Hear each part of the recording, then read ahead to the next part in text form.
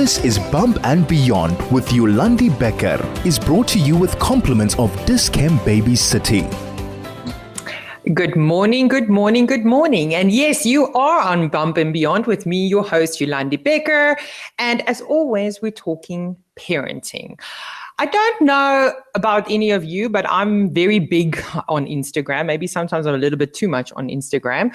If you like to follow me, of course, you can go on Yolandi Becker and go follow my journey as a parent and as a runner. That's kind of my focus at the moment. But I also myself follow quite a few mom influencers. And I especially love the journey that the moms kind of take, where they start with breastfeeding and the babies are small and it kind of the evolution starts happening into toddlerhood. And this is where I think there's quite a significant change that also happens, because as a mom, obviously, your life changes a little bit when you have a toddler.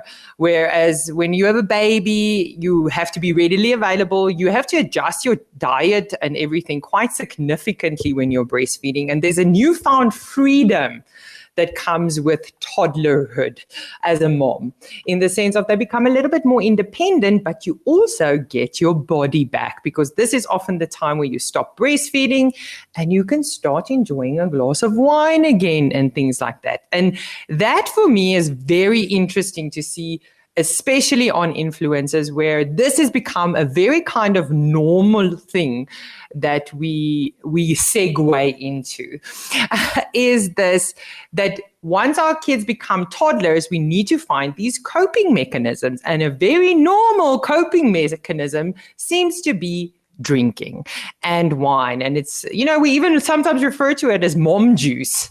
And this is what the topic is about today, because I'm celebrating today 66 days of not drinking.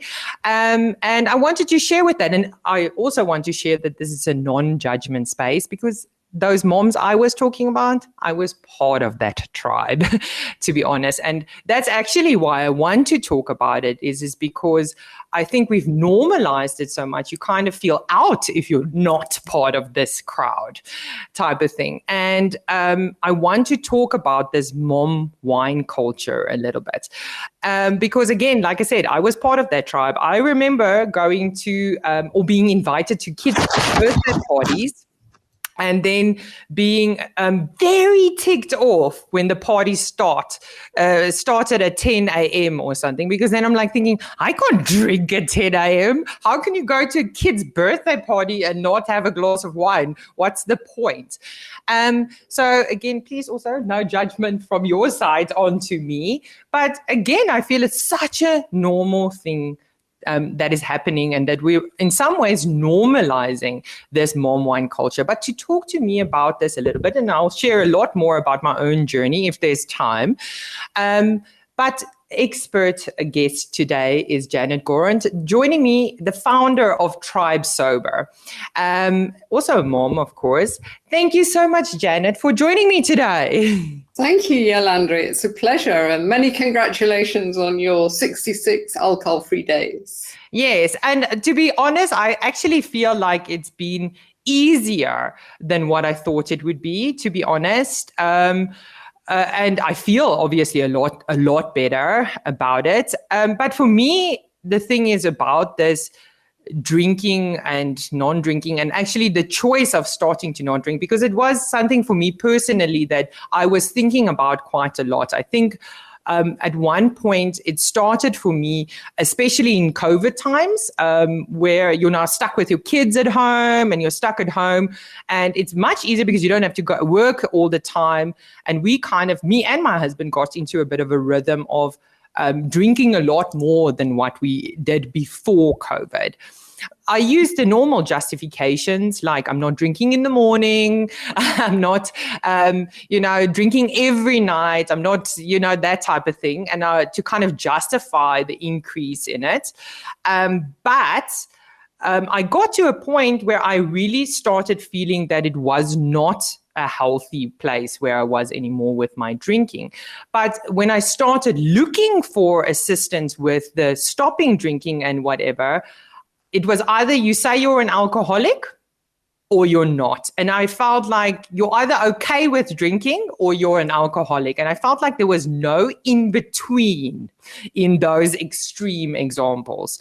And again, there's no judgment with regards to, because I do think actually, if you go look at my drinking habits before that, I might have been classified as an alcoholic. Just in the sense that I think you have to drink. I don't know, Janet, you're more of an expert. What justifies as that? But for me, again, I was just trying to find that in between. Share with me your journey. How did you what brought about Tribe Sober?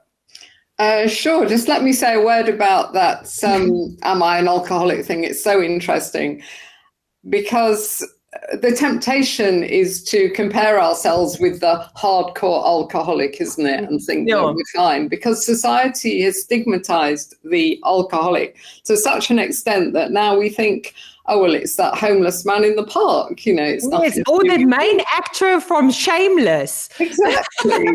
I'm not that bad, so I must be fine. But of course, it's a spectrum, and there's millions of us in between the non-drinkers and that man in the park. And some of us are working our way up that spectrum.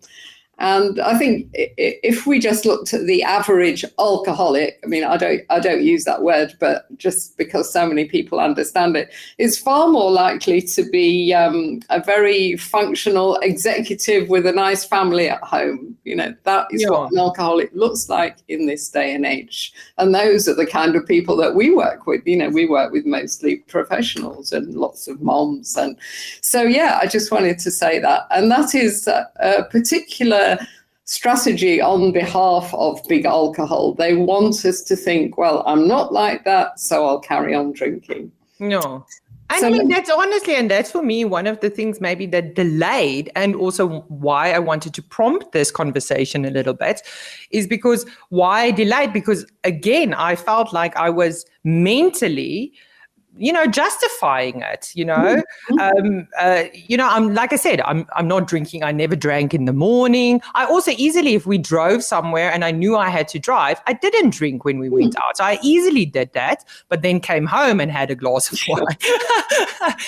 and those type of things. So for me, I had all these small kind of things, and I kind of felt personally, this is also not a normal place anymore to be at. And I've done lots of sober Octobers and all those type of things. But again, I felt that but more on this just now. This is Bump and Beyond with Yolandi Becker, is brought to you with compliments of Discam Baby City. Just get off that slippery. Good morning and welcome back. If you've just joined me, you are on 101.9 High FM. I am your host, Yolandi Becker. And if you've just joined us today, we are talking about mommy juice and the mom wine culture that is it. And I, in essence, want you to avoid it in some ways. And that's why I'm speaking to the founder of Tribe Sober, Janet, about this specific topic. Janet, before we went into ad break, I was asking you, I mean, I assume you were also part of this mom wine culture. Is that what brought it about? Oh, totally. In fact, my story is fairly typical in that, I started drinking at college because I wanted to fit in. No. And then that carried on into my 20s, my 30s, and it was very much a social thing for me. I mean, I was always an enthusiastic drinker. I loved it. I remember my first drink, it was like a magic potion. So I enjoyed drinking, but it was very much a fun thing. But gradually, as I got into my 40s, and then I was a working mum, with quite a demanding corporate job, and then I'd get home at 6 o'clock, the house would be a mess, there'd be no dinner ready, I'd have to do all the domestic stuff. And then finally, it was time for my reward, and that was my bottle of wine. And so in my 40s, as a working mum, I was drinking a bottle of wine a night, and that continued in my 50s.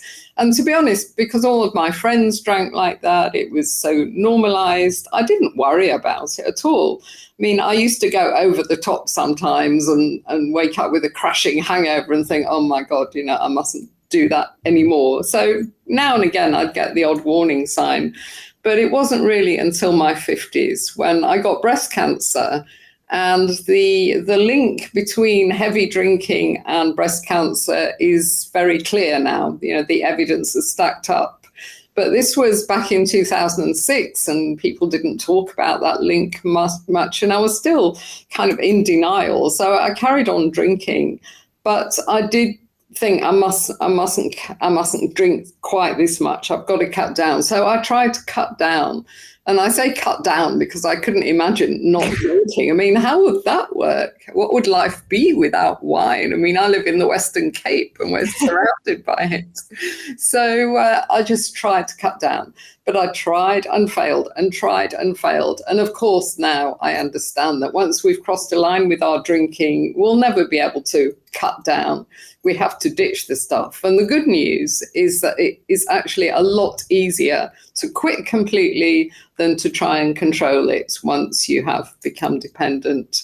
So that was my problem. I mean, the whole of my 50s, I would say, I spent trying to quit drinking, cut down drinking, and I couldn't.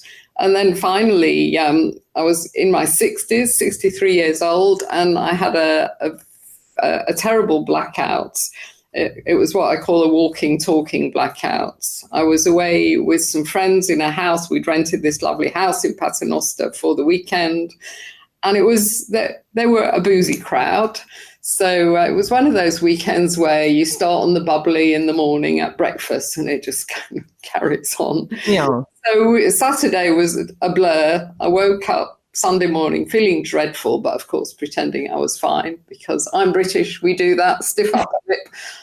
And at breakfast I said, let's go and look at the other house down the road because that's also, we can rent that, next village and we can have that next time we come here.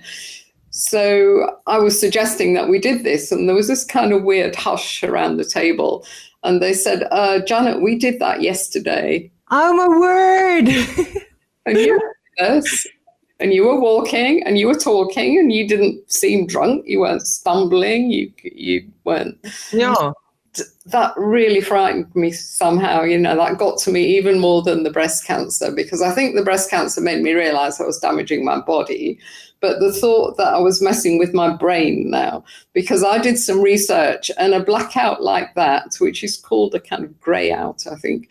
But what it means is it's not that you've forgotten stuff. It's that your brain is so soaked in alcohol that it's incapable of making those memories. Oh my God, what am I doing? And then the next morning after that weekend, I woke up and I said to my husband, that's it, I'm done with alcohol.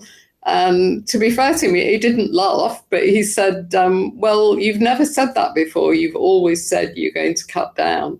And that was my kind of secret power, the fact that I knew I had to quit the stuff completely. Yeah. And I do have to say, and I mean, that's something for that tribe sober also, coincidentally, I also stumbled onto it, I feel, already quite some time ago. Already, I want to say in the beginning of 2023, maybe in 2022 already, I subscribed to some of your newsletters. So the idea for me had already been planted quite some time ago before I actually took the plunge to just stop. Because again, I was, and I mean, again, for me, this is an opportunity to remind people as well. I mean, you're now talking, and I mean, this is an extreme example, I feel, as well, when you're blacking out and stuff like that. But that's the build-up that happens. I was also a casual drinker in university, completely stopped for quite some time when my kids were small without any problems. And it just kind of gradually built up. And that was for me also one of the fact that my tolerance for alcohol became so much. One glass did nothing for me anymore.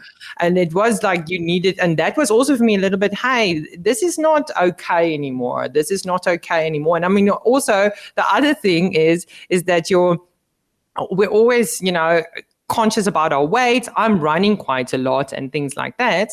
And you're wondering why you're not losing weight. Because in fact, you get all these calories. That's why. Yeah.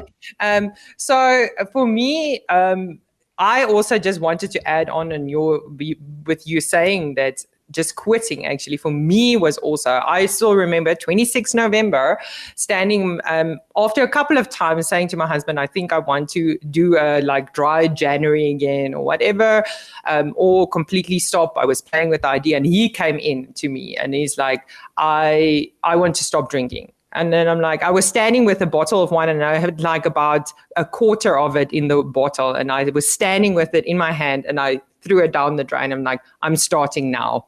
I'm not waiting anymore. And he said, let's go for it. And I think that's what, I mean, I had my little tribe. Me and my husband are doing it together. And it's been such a wonderful experience, actually. And to be honest, much easier than I thought it would be, because the benefits are just so much. I'm feeling so great about it, and I'm so much more better about dealing with it. And that's my next question kind of to you as well, because a lot of the time, like I mentioned, it starts here around toddlerhood where you're like, it's okay, I'm going to drink a glass of wine after my toddler goes to bed. And it starts with a glass of wine where you're just like, this is my reward, like you said, at the end of the hectic day with a freaking toddler running around the whole day, that I'm going to give myself a glass of wine. Yes. And that's how it starts for all of us. Do you, now knowing what I know, I'm just saying that we do use wine often as a coping mechanism for these type of things, to relax. And does it really work? I know the answer. Do you even need me? You're such a brilliant sobriety advocate.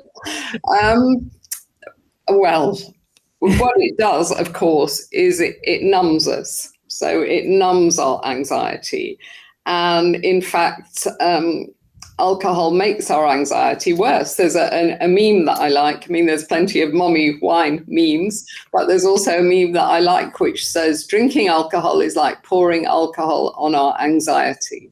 So, you know, we can spend the evening, we can drink our wine, we can go to bed and have our not very good sleep because it impacts on our quality of sleep. And that's one thing I remember you need when you've got small kids, you need your sleeps. But we need 7 cycles of REM, and you only get 2 cycles of that deep restorative sleep if you've been drinking alcohol. Memory is laid down. Yes, that again. So your sleep, you know, is impacting negatively.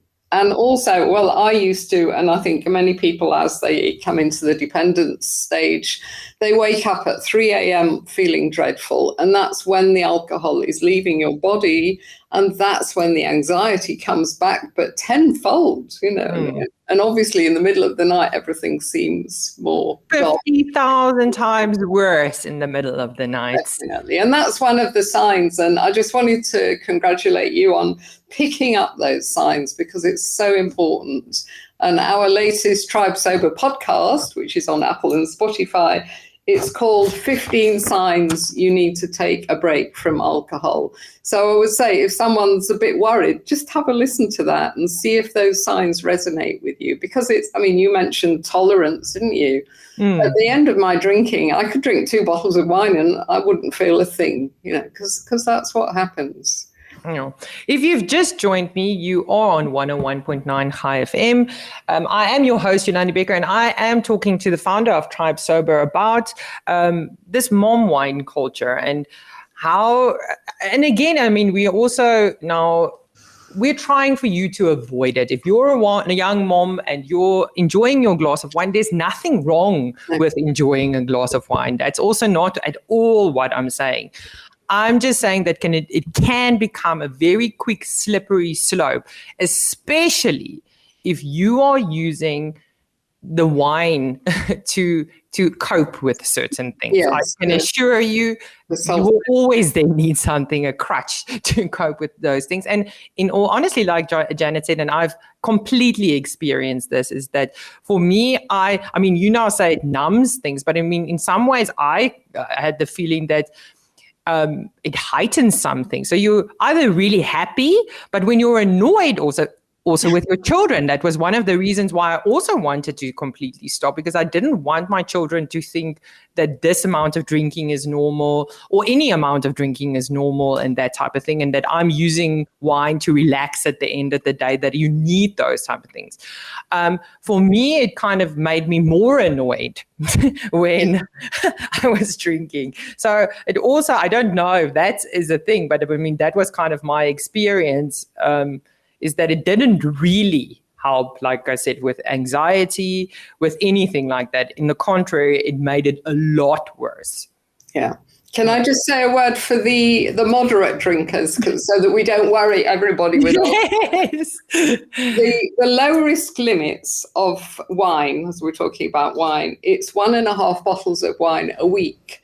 So if you're listening to this and you drink within those limits, so you have just, the odd glass of wine, not every night, just a couple of times a week, you're probably absolutely fine. Yes, and that's great. Enjoy that time. And enjoy it. And I'm very envious. But really, if you're drinking more than that consistently and you can't cut down to those limits, then, just start thinking about it and exploring. Be sober curious. That's the best thing to do. I love that word, sober curious, as well.